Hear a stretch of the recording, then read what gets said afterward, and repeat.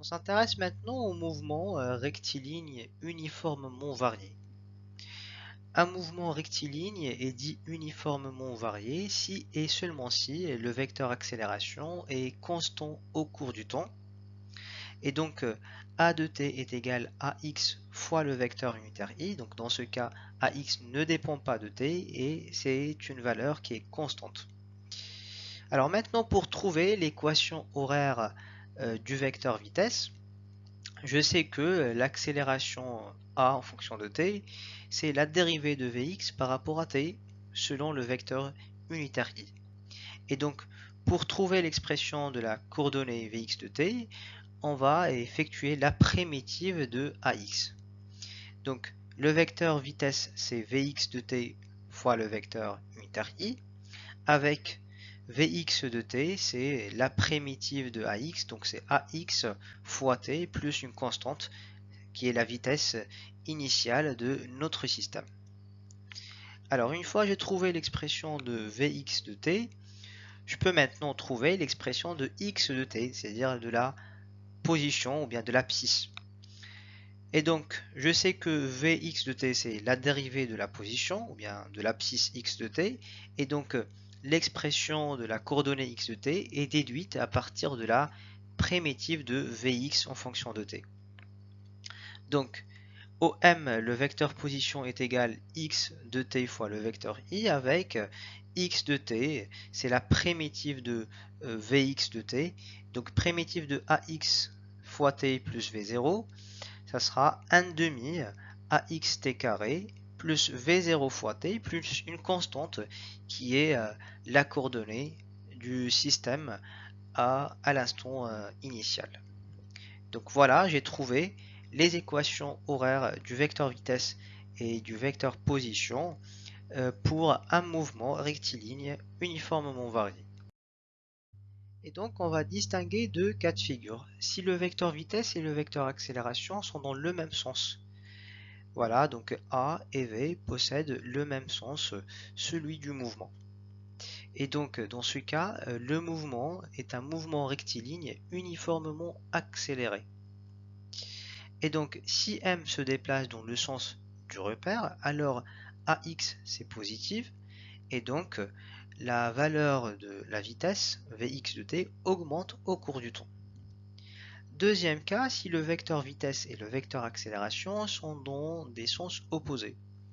Donc voilà, V dans le sens du repère et A dans le sens inverse.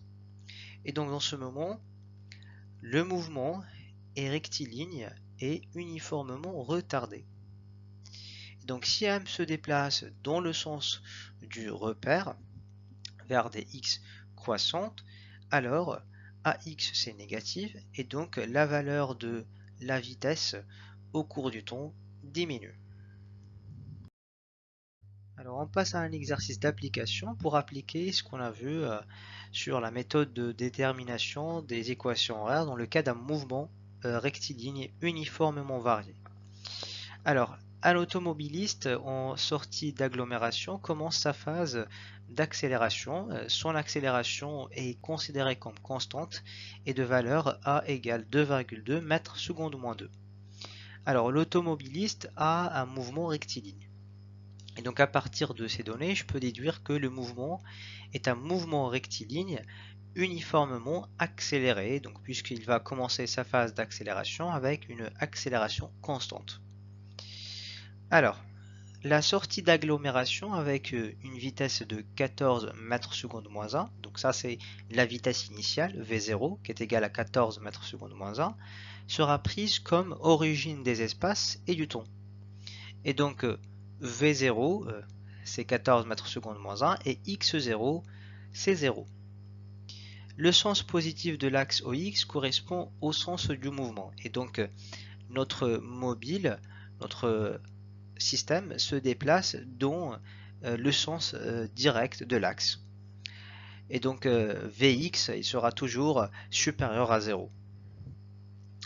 Alors, déterminer l'équation horaire du mouvement et la distance parcourue par l'automobiliste au bout de 30 secondes.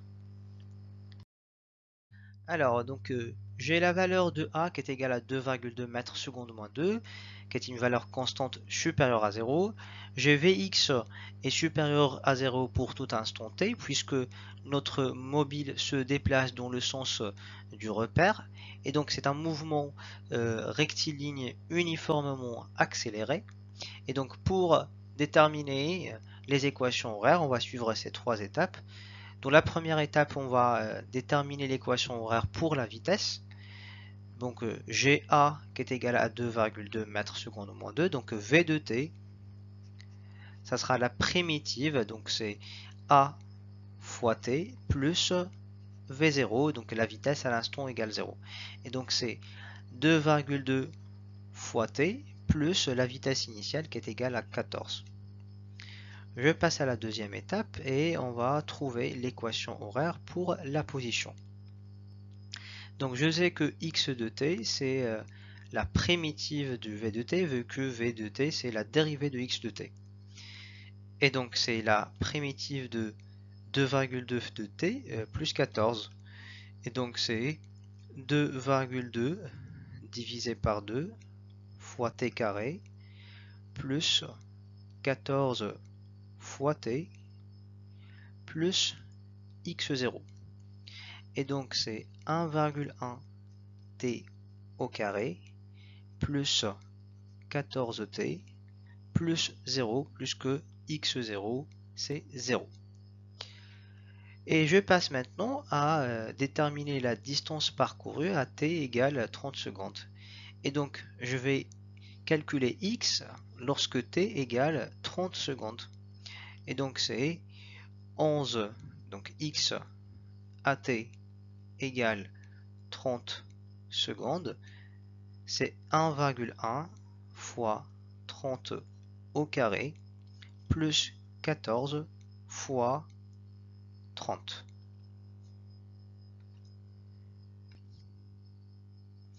Et donc ça donne une valeur de 1410 mètres.